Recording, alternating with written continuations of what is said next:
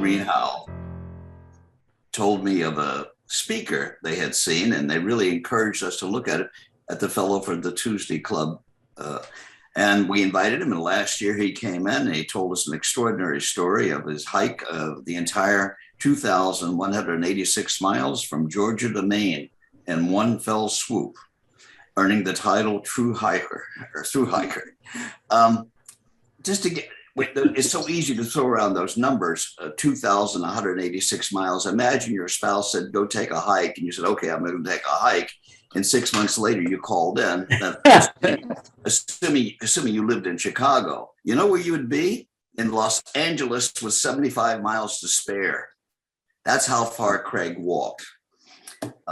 He's learned a lot of lessons from that trail necessary through a true hike successfully, and has found that some lessons are necessary to complete our journey of life successfully as well. Today, Craig hikes daily near his home in South Bend, Indiana, and leads small groups on section hikers of the 600-mile Israeli Trail. And that's why he's here today with us today. And ladies and gentlemen, our returning and consummate hiker, Craig Clapper, with a journey beyond belief. Craig. Okay. Well, hey, thank you for having me again. It was wonderful the last time I got to come and talk to you about hiking the Appalachian Trail. This time we're going clear over to Israel.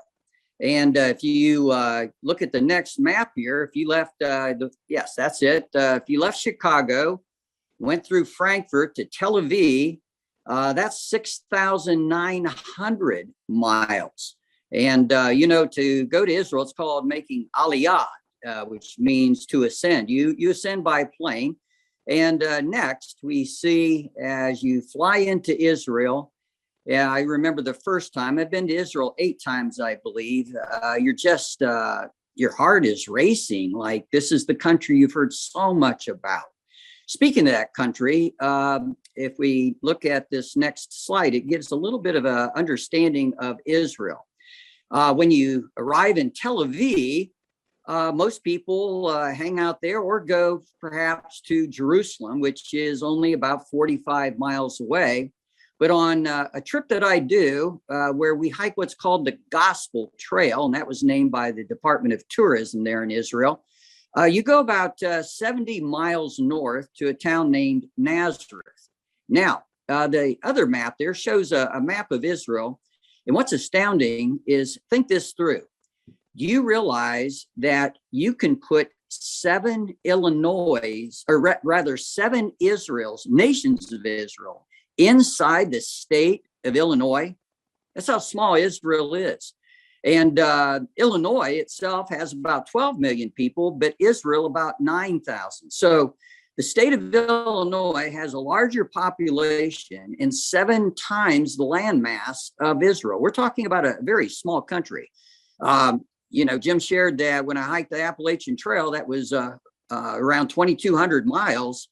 And if you hike the Shavil Israel, as it's called, the Israeli Trail, it's 600 miles. And as you can see there, from the upper north side there, the Syrian-Lebanese border at Mount Hermon, clear down to Eilat, down at the Egyptian border, that's about a 600-mile trail. So much smaller. Now, I've never done the entire trail. A lot of it is desert, and it's very, very difficult to do. You have to make arrangements for water, but I've done a lot of sections up in the northern parts, which, quite frankly, the Galilee, as it's called, the northern section, is my favorite section.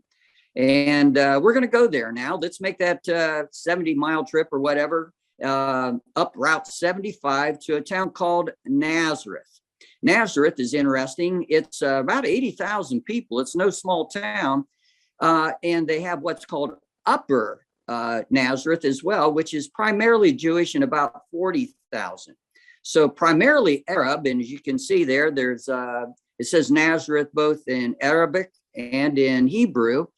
And it's quite a mixture up there. And that, by the way, fits in with the title of our talk today, a journey beyond belief.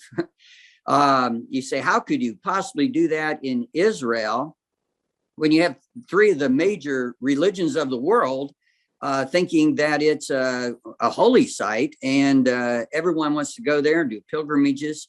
Well, it's quite a task. At the same time, I think we're going to go beyond the belief, and we're going to be looking at the people of the land more than the land itself. And yet we're going to do so in a very unique way that I don't believe most tourists ever get. We call ourselves pilgrims rather than tourists. Next, we see the ancient streets of Nazareth.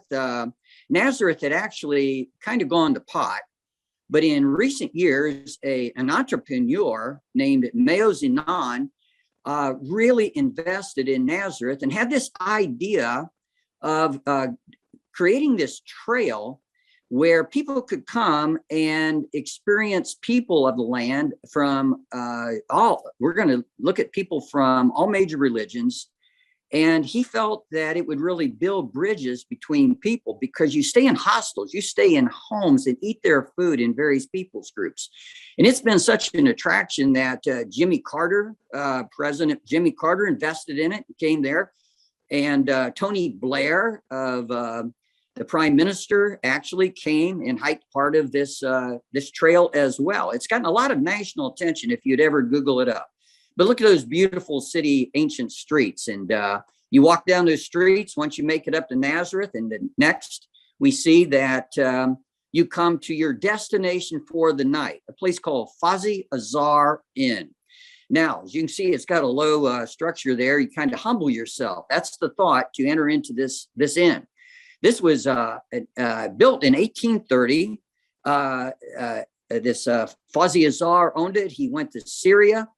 And it just became run down. But this entrepreneur, Mayo Zinan, he invested in it and made it into this beautiful hostel. Now, a hostel is not a five-star hotel. It's communal living, and it's purposefully that way. You'll be amazed that you stay in this place for probably about $35 a night, which includes breakfast. Let's enter into the Fazi Azar Inn. As you come in, you see it says Fazi Azar by Abraham, or Avraham, as Hebrews would pronounce it. Remember that Abram was, his name means father, but then he became father of many. And that's the thought here. Throughout Israel, this Mayo Zinan has established these inns, these hostels by Abraham, who was the father of hospitality we find in the Hebrew scriptures. And that's the thought too, to just be extremely hospitable. It's interesting that the word hospitality in Greek actually means lover of strangers. And this particular one is you come in, all the help are from various nations there. And that's part of the big idea. So it's a beautiful restored old building. Let's enter into it now. And there you see, look at that. The restoration. It's just beautiful, but it's very communal. Do you notice that it's just set up so you're going to be sharing with other people all the time? Next, as we continue on through the journey, look at how beautiful this is. It's outside, and the weather, if you go at the right time of year, it's just so beautiful. Lots of outside seating with the thought of communal sharing. Let's next look at a picture of another little living room setting. These are all, if you could see it, outdoors with an open sky. And next, you can enjoy people from all nations there, other travelers, other pilgrims that have come to experience this trail, and from various nations, and some bring guitars and sing. So they're singing together communally. Next. This is what might separate the men from the boys. There's communal sleeping as well. That's why you can stay there for about $35 a night, including breakfast, as you're sharing quarters with people from all nations, male and female. You get your bunk bed, and that can be good. I will say this. The biggest challenge is some people snore. And so you never know what you're going to get into. But the idea is that we learn to live with one another and share each other's journey in life, and actually celebrate our differences, as we're going to see here in a moment. And in a private room, you don't have that experience. So next, we see that the next morning you have breakfast together, and you don't know these people, but you sit down. Where are you from? And it's amazing, all the nations that are there. Why are you here?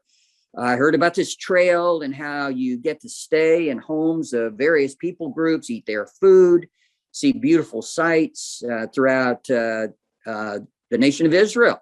So, but the next morning, you have to leave. And as you leave, if you see on the door there, it says, watch your head. And that means for two reasons. Number one, you humble yourself when you go out onto the street. You're open to not thinking that you have it all together. You've got all the questions answered. And you certainly have to watch your head physically, but also, you might say, spiritually. When you go out, be open to new ideas, new kinds of people, dropping prejudices, being open to learning. And as you can see, there's flowers and sunshine out there. That's what you ought to expect. Next, as you walk out onto the street, it was interesting, there was a rooster there. And I like to think of it as it's time to wake up, to be open to new ideas, new experiences, be a pilgrim, don't be a tourist, and hit the streets of ancient Nazareth.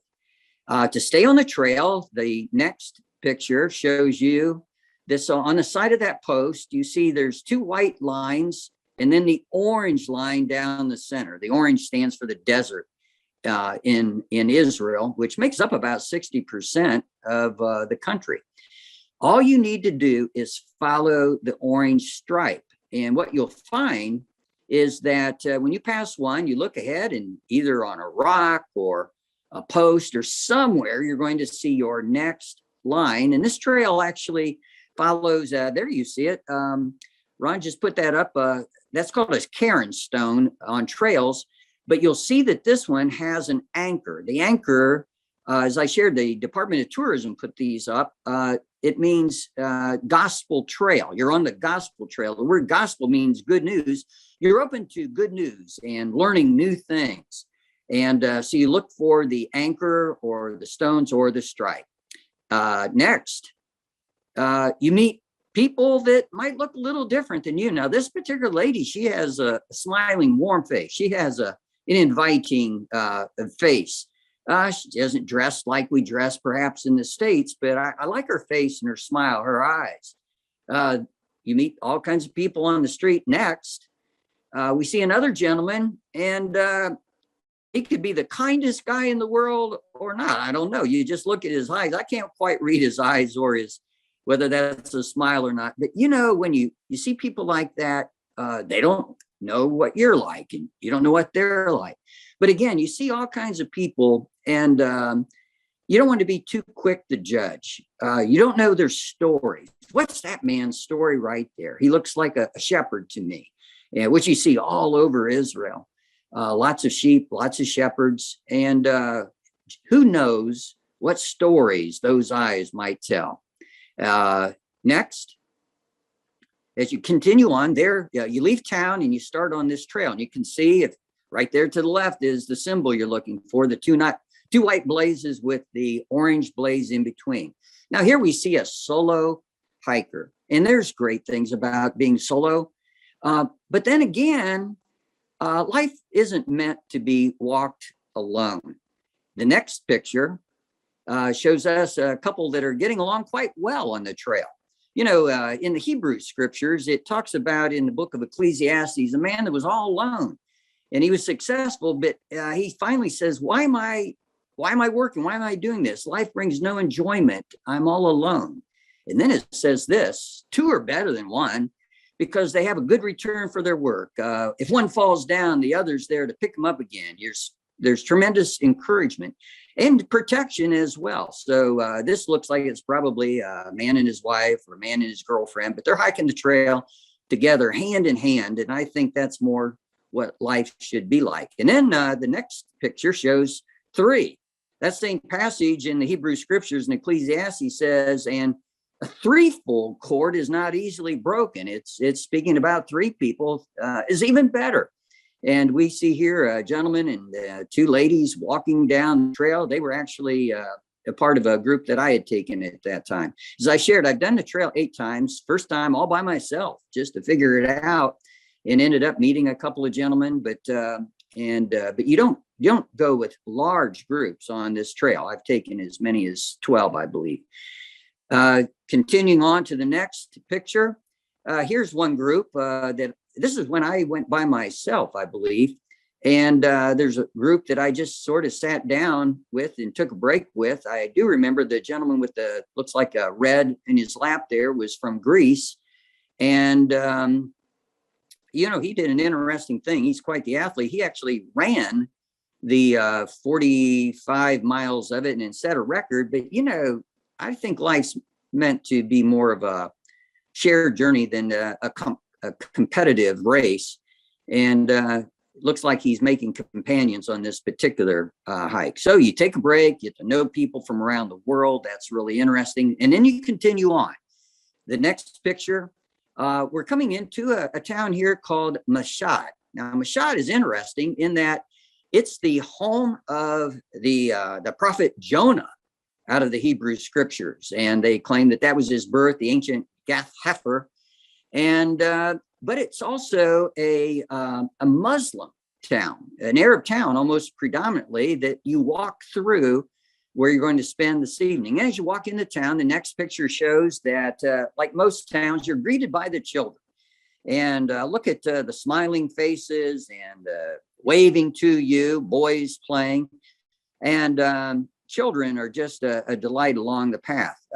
Sometimes their parents are uncomfortable, don't know whether they can trust you. But one of the things you're told on the trail is buy products in every town. That's how to make friends. So in the next picture, here's a picture of a girl, an American girl that is dressed like an American girl. And there's a woman behind the counter, this Arab town. And yet the girl's buying a Coke off the lady, and they build a relationship. They really appreciate all those that are hiking this gospel trail, stopping, buying their products, and conversing with them and making friends, seeing beyond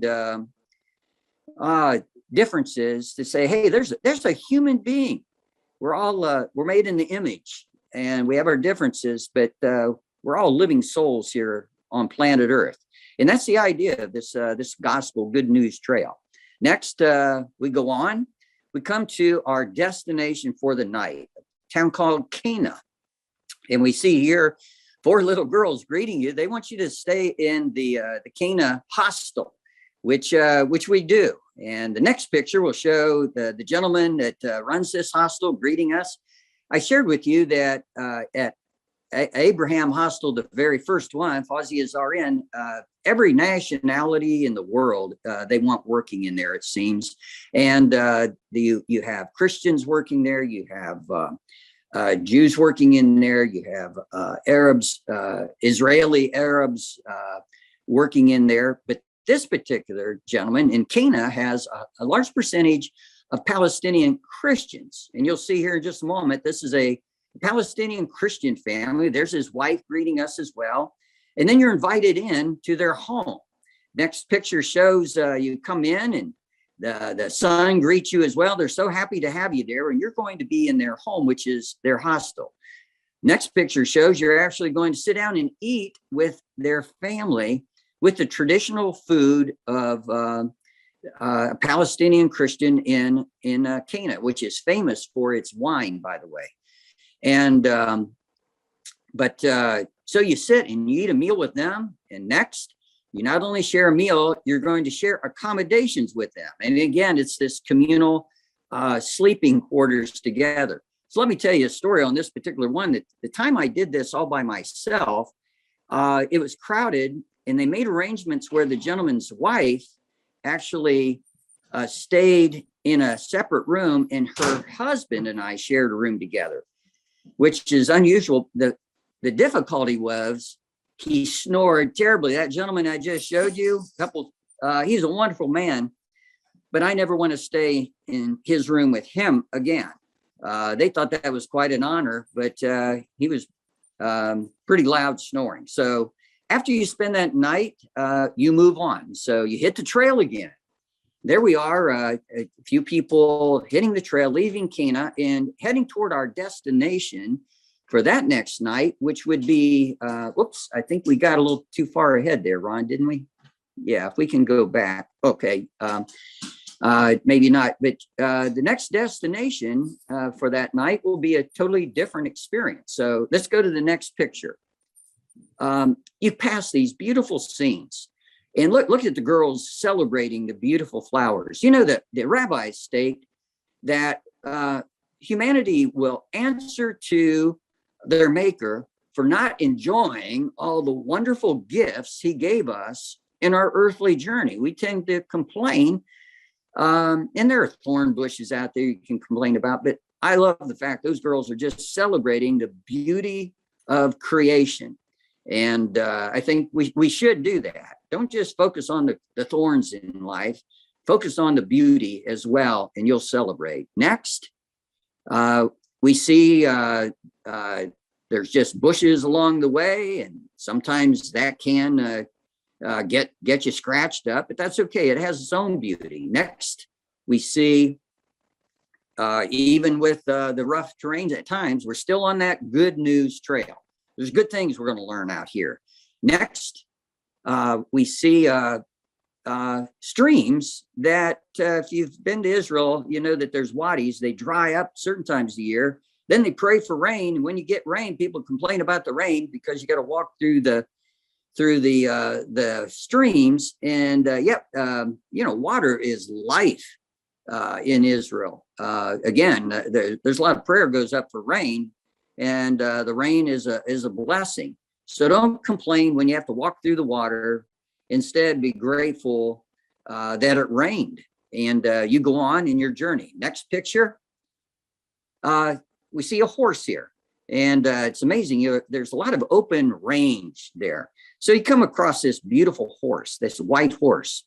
You know, a book that I love is called The Living by Annie Dillard. It's about the settling of the Pacific Northwest, and the people that went out there in stagecoaches. A lot of them died. It was a rough life. But in all the roughness, and this main character had so many things go wrong, she has this line that I just love.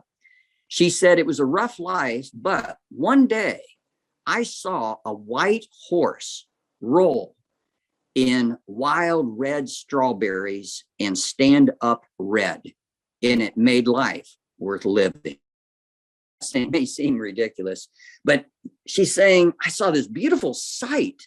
So you come upon this beautiful horse, and then you go on, and in the next picture, you come upon other sights. You see all the flowers. You know, I heard that I studied that the Hebrew word prosperity is used of a flower blooming and becoming all that it can be. And you notice that the flowers are not all uniform.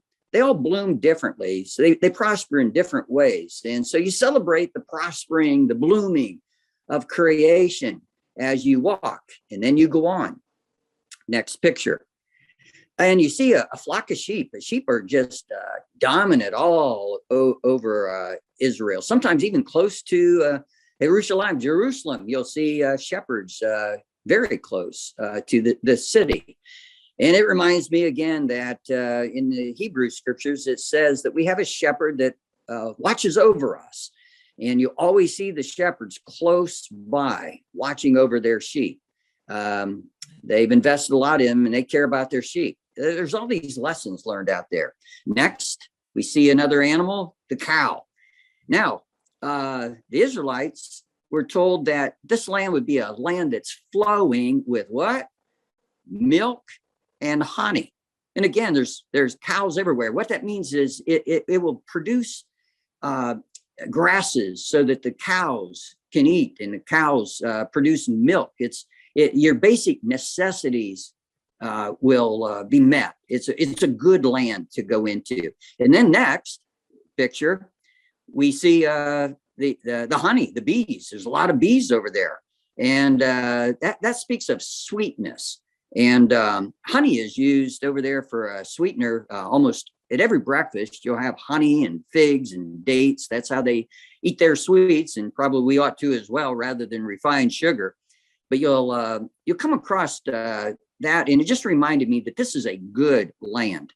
It's a rocky land. I remember one time I brought back some rocks from the Valley of Elah, which is where David supposedly slew Goliath, that site. And there's a little stream there, and picked up a couple rocks from down there just for memories. And somebody said to me, hey, if everybody picked up a couple rocks over in Israel and brought them back, before long, there wouldn't be any more Israel. And I said, you haven't been there, have you? There's plenty of rocks for everybody. And, but at the same time, it's not all rocky. It flourishes. It's a wonderful land.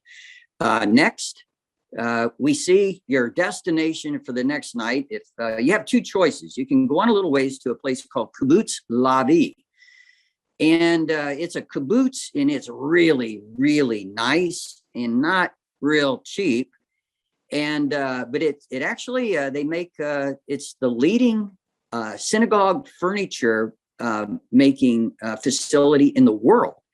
And I've stayed there before, but you don't have the experience at Kibbutz Lavi. You have a wonderful, almost 5-star experience, but you don't have what you're going to have here at Yarak Az, an organic family farm, eco lodge, and camping site at Moshav Iliyah. And it says offers full facilities. Well, you'll see what the facilities are, but you're going to stay on a Moshav, which is an independently owned communal type of farm with other farms around. But unlike a kibbutz, they have their own, they own the farm themselves. So let's imagine you're going to spend the night here. Our next picture will enter in, and you see tents. Well, what did our father Abraham live in? Tents. And you're going to stay in a tent, and you're going to eat the crops that are grown right there organically. And it's going to be a wonderful, wonderful experience. And again, you stay in the tent with other people you've never met before. Some snore, some don't. Some are male, some are female. And you're discreet, but it's shared living quarters. And that's the idea of this whole trail. Next, we see some more of that same picture of the crops you're going to eat that evening, and how wonderfully they're taken care of, and just almost like manicured gardens. And then next, we see the next picture. We see that they raise goats, and at night you hear the goats, and there's some donkeys there. You hear the donkeys as well. And communal living with animals as well, which is very much like what Father Abraham would have experienced. And that's the idea as well. We go to the next picture, and as always, your accommodations, which there would be maybe $30 for the night, something like that, includes maybe a little bit more if it includes your evening meal, which this does. And you see there, that's fish and potatoes and salad at the Lake Kinneret that we'll be getting to soon, or the Sea of Galilee, it's called as well, and great spices. And again, you're getting a taste of different nationalities, different people groups, food, their spices, the way they fix food, and it's just a great experience of eating with them. And then you spend the night, and the next morning, breakfast. And there's the typical tomatoes and cucumbers and basil, Israeli salad with olives locally grown, watermelon, and then wonderful breads and so forth, and jellies and coffee. The Mediterranean diet, that's the one that they all recommend. And I tell you what, I could make almost a meal always out of their breads and their spices that they have on their breads, and good coffee. So, but you got to hit the trail again after that night and that experience. So you hit the trail, there you are walking further through forest. There's different types of terrain. Next picture. You meet people along the trail. This is just a young girl working the fields, but look how, again, she greets you along the journey of life. You come across, it's the only time you'll ever see her. But as someone said, never underestimate the power of a brief encounter, a smile, a greeting. Even perhaps it's not maybe she speaks Arabic, maybe she speaks Hebrew, maybe she speaks English, or perhaps she's Druze and from Syria, who knows? But I like her smile. I like her eyes. She's young. She has a future. Next, you run into other people and look at them greeting. These farmers, they're working the fields. Rather farm hands greet you. And the next picture shows one couple that needed a ride. You see that American couple there? They're hitching a ride. They got tired. And reminds me, in the Christian scriptures, it says that everybody must bear their own burden, but bear one another's burden. You carry your own pack, but it's a good thing to sometimes share when other people are in trouble too, and help bear their burdens of life.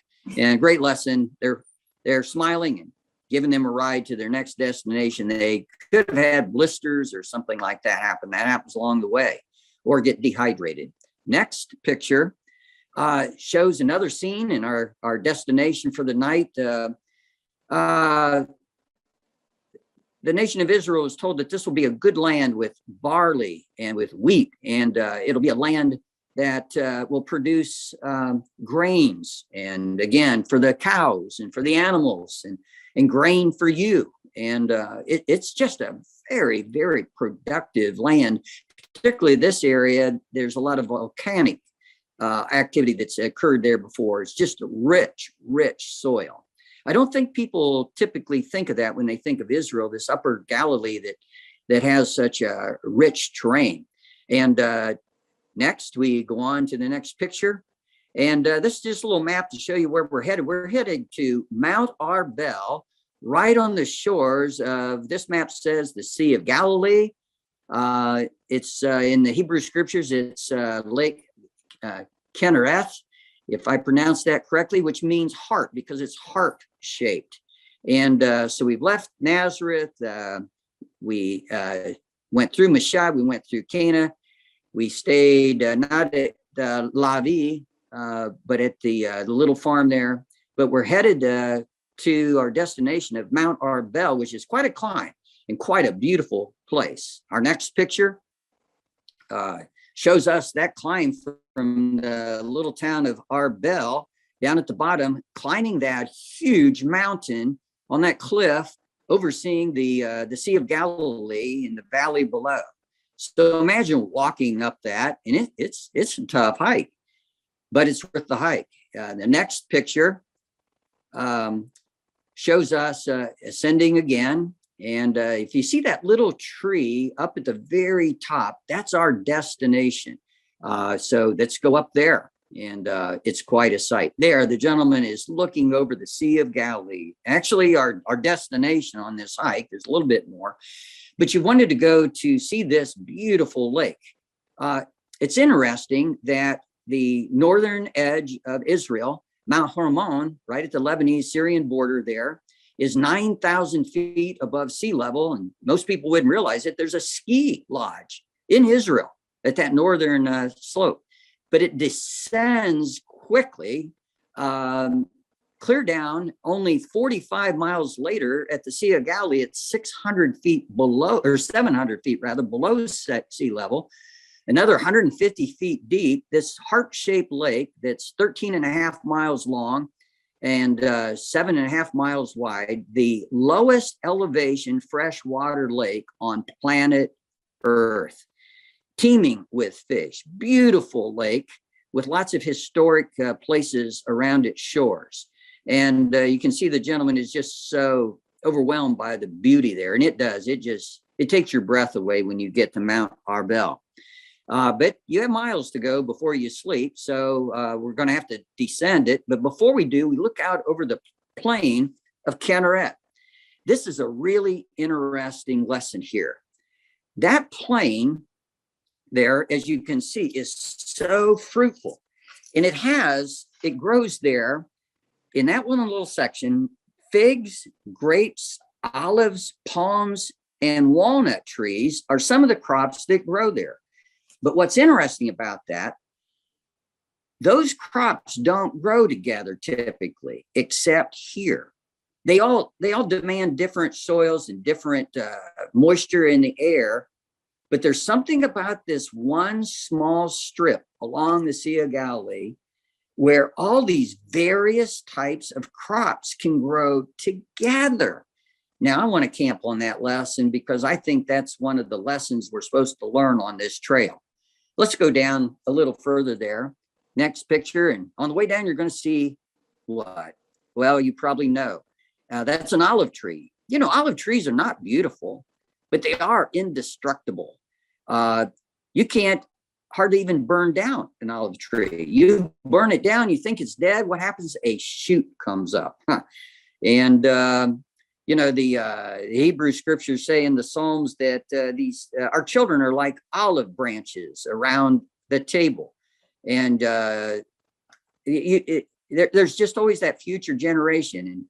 But they produce olives, which, well, let me show you the next picture here. Look at this. That's down there, and that's a market. Those are all olives. Why aren't there just maybe two colors of olives? The green ones, and then the older ones that are dark, black olives.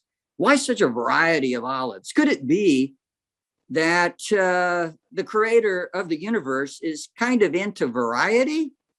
I think so. And I think that's just a great picture of that. If you've ever been to, I think it's called the Mahane Yehuda market in Jerusalem. Oh man, I was there on Shabbos, mid-afternoon, and it's a madhouse, but there must have been 50 varieties of olives, and not just olives, every kind of crop in the world. Why?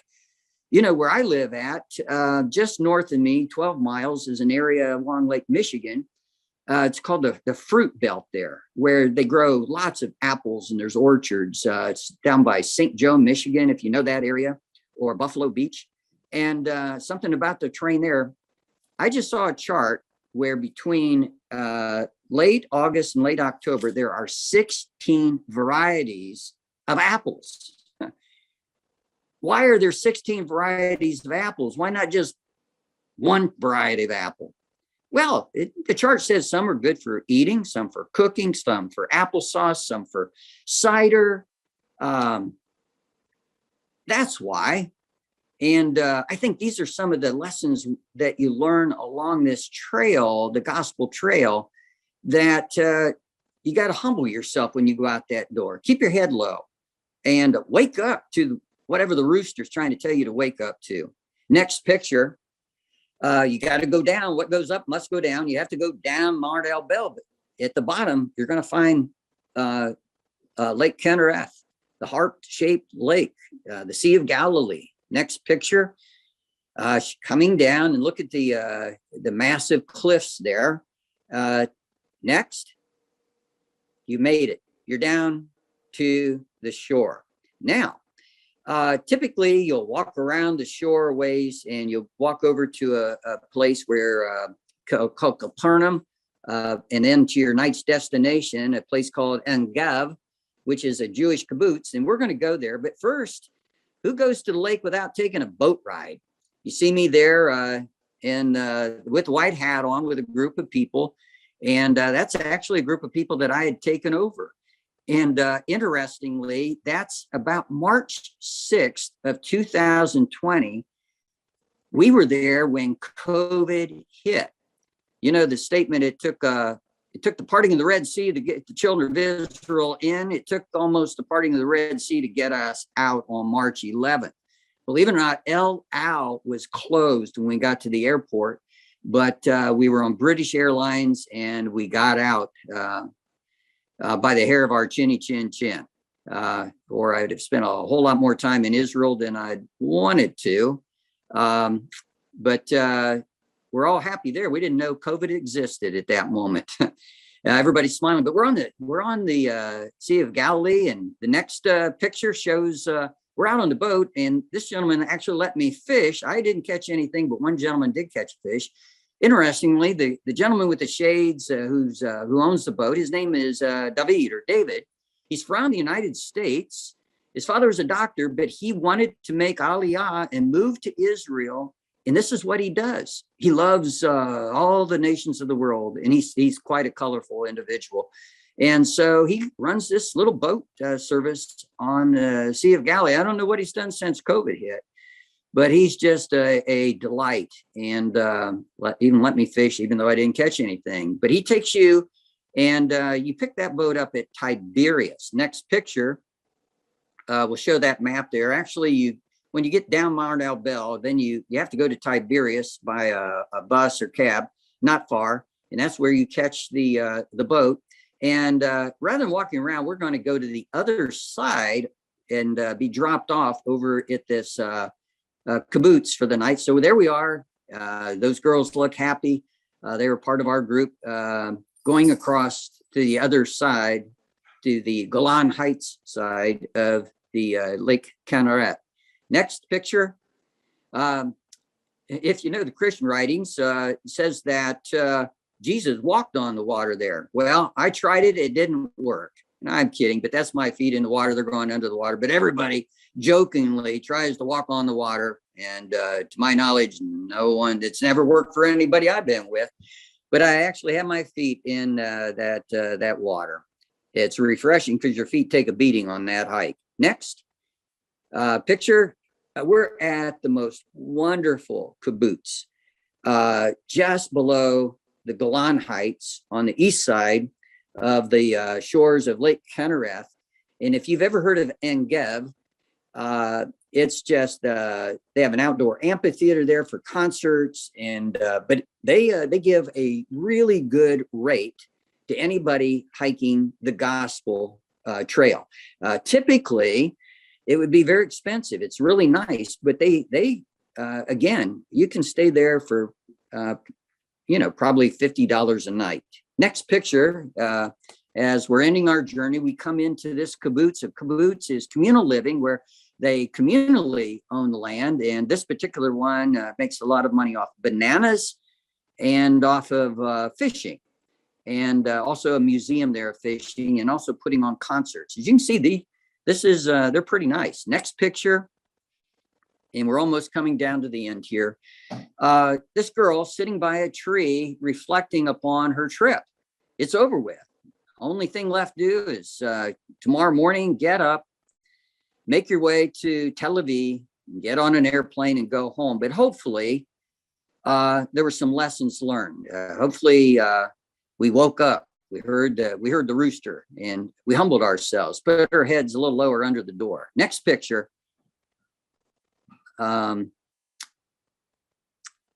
Next, yes. There's one of the ladies on our trip looking out across Sea of Galilee as the sun would set. Interestingly, if you know some of the Hebrew scriptures, that mound to the left there sticking up, that's Mount Tabor, Tabor. You could look that up and know some historic things that happened there. But again, you just don't rush over there as a tourist and get on a bus and run around on these trips. You experience the land, you experience the people, the food, the animals. It's a totally different trip than your typical trip that people take, the bus trips. Next, that night, you look across Sea of Galilee to the ancient city of Tiberias. And there it is, all lit up. We're to be a light to a dark world. And what beauty when the darkness is lit up. And you look across and reflect that night upon your big trip. And then the next morning, we look at the next picture. We have to go home. But first of all, I want to tell you about this girl here. We're going back now to Nazareth. In Nazareth, there's a place called Nazareth Village. Nazareth Village is a reconstructed city, small, about 10 acres, of what ancient first century Nazareth might have been like. And this girl is a guide there. She's from Nazareth. This girl is she's Arab, she's Palestinian, but she's a Christian, but she tours here, and you're going to see something really interesting she does here in a moment. The next picture, she's just the most delightful person. There's another picture of her with, it's got the little label where she's working. She's showing you what life was like in ancient Nazareth, first century. She's a historian, a bright, bright girl with lots of energy and very enthusiastic about what she's sharing. The next picture might be quite a surprise, and it really kind of fits in with this whole thing. You aren't going to believe where she's at. They've created an ancient first century synagogue, not an original one, but where an original would have been and what it was like. And you can see she has the Torah scroll there. And this girl is passionately talking about the beauty, the sweetness of a Torah scroll, and how at certain holidays, I think it's called Simchat Torah, they kiss the Torah because of the sweetness of those words. And I was standing there thinking, now this girl, this beautiful girl, is an Israeli citizen. She has an Arab background, but she's Christian, but she's exalting the beauty and wonder of Judaism. And afterwards, I went up and talked to her, and she said something so profound that I could have gone home right after she said it.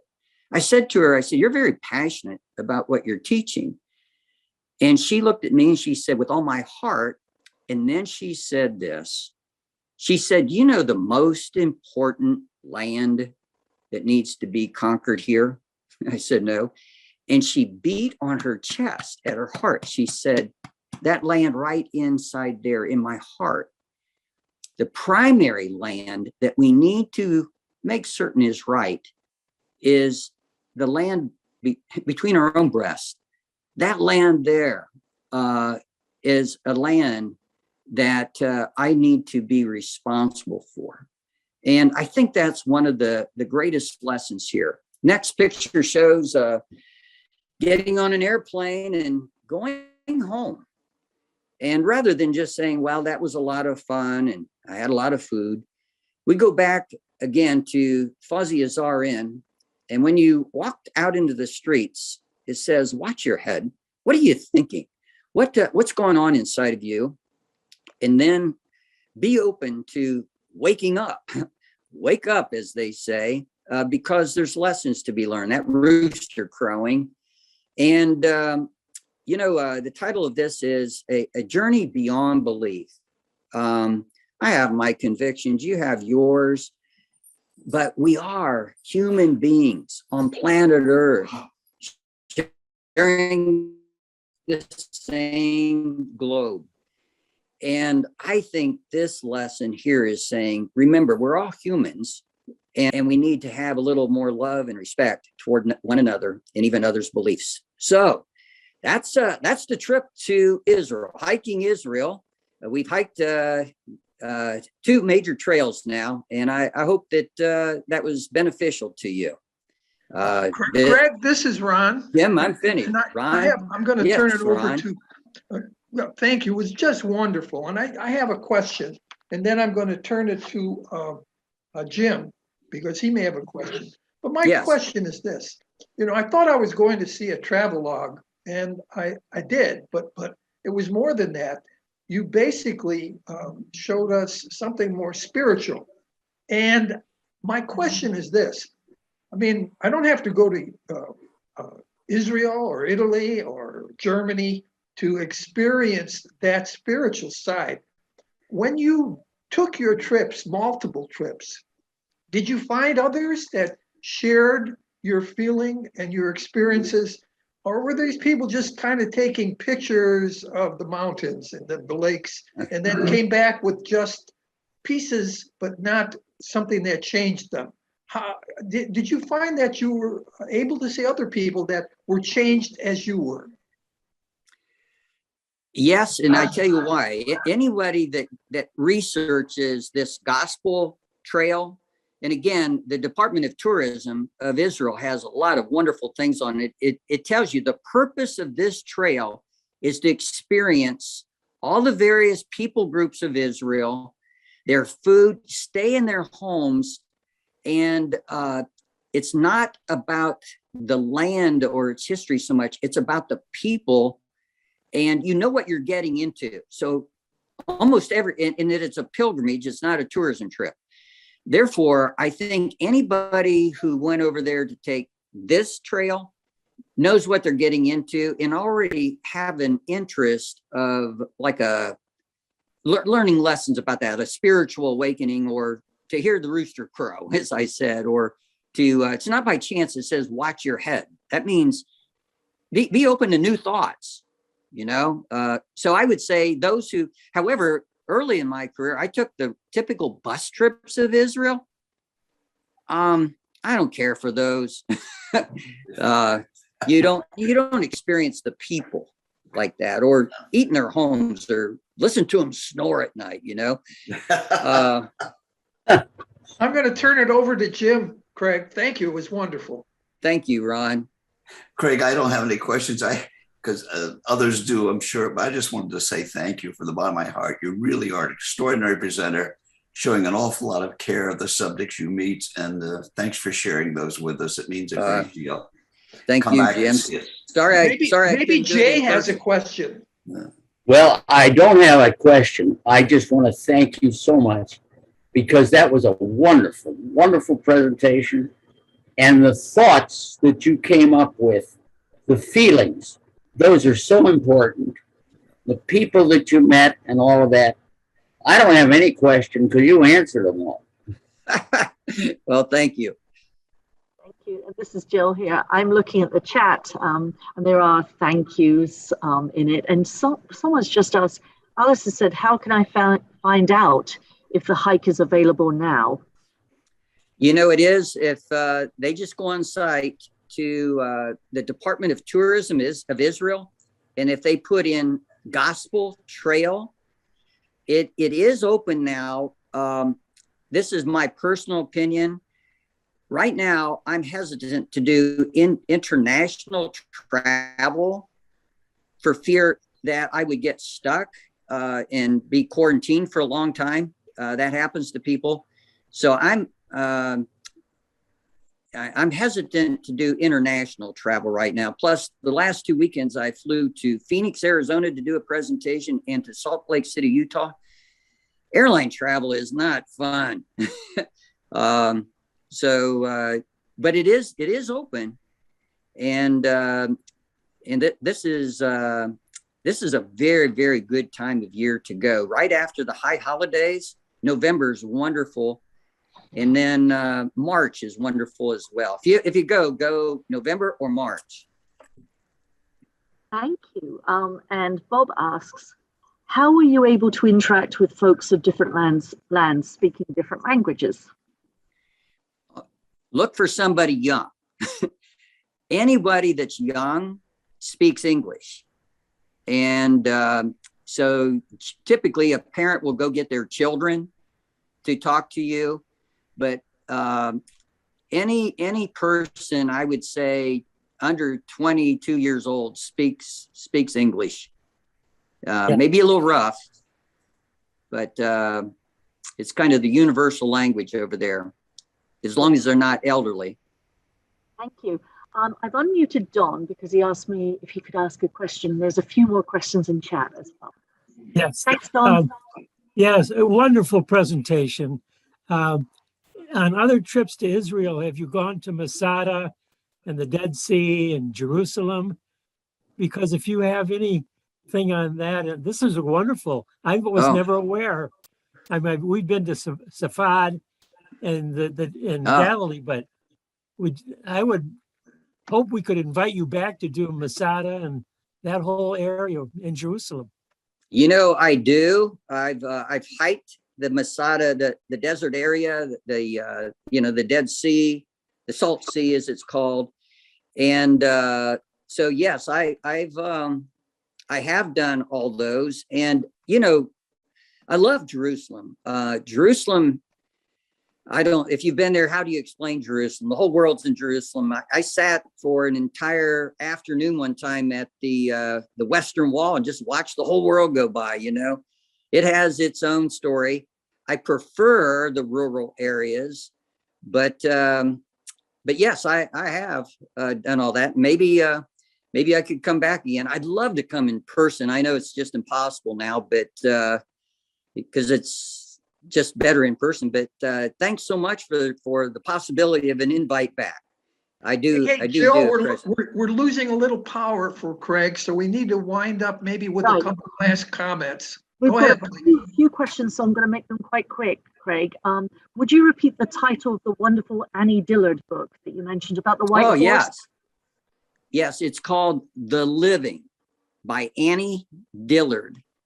And it's about the historical fiction of the settling of the Pacific Northwest. And although it's called The Living, someone dies on every page. But that's where in the midst of all that, she said, but life was worth living because I saw a white horse roll in red strawberries and stand up red. And it just took her breath away. She said, even with all the terrible things in life, it was worth it just to see that one scene. The Living by Annie Dillard. Thank you. And there are a couple more questions, and I apologize because we're running out of time. So I'm just going to finish up with this one question. Craig, what dream hike do you have in mind? And then we're going to the program committee meeting. Wow. You know, I have a hike of, and I've done little pieces of it. It's called the Centennial Trail. It's actually through the Black Hills of South Dakota. And it's through a lot of Indian areas, and you go through Custer, Wind Cave and all that. And so I'm 71 years old, so I don't think I have another Appalachian Trail left in me. But that one's only 120 miles. I would like to do that trail. And I would like to go back and do Israel, parts of Israel again as well. Actually, I want to do the northern section of the Shavil Israel, it's called. That's the Israeli trail. Oops, that's it. No, you're Oh, okay. You right. disappeared for me. You're back now. Jim, you're there. Oh, thank you again, Craig. Like I say, I'm going to hand over to Bill. Okay, Jill, thank you for all the help. Jill, thanks for Oh. the help on technology. I'm not good at that, but you always help. Well, I've got to give a shout out for Ron. Thank you, Ron Mantegna and Elliot for recording. Elliot, we could stop recording now and carry on with the program committee meeting.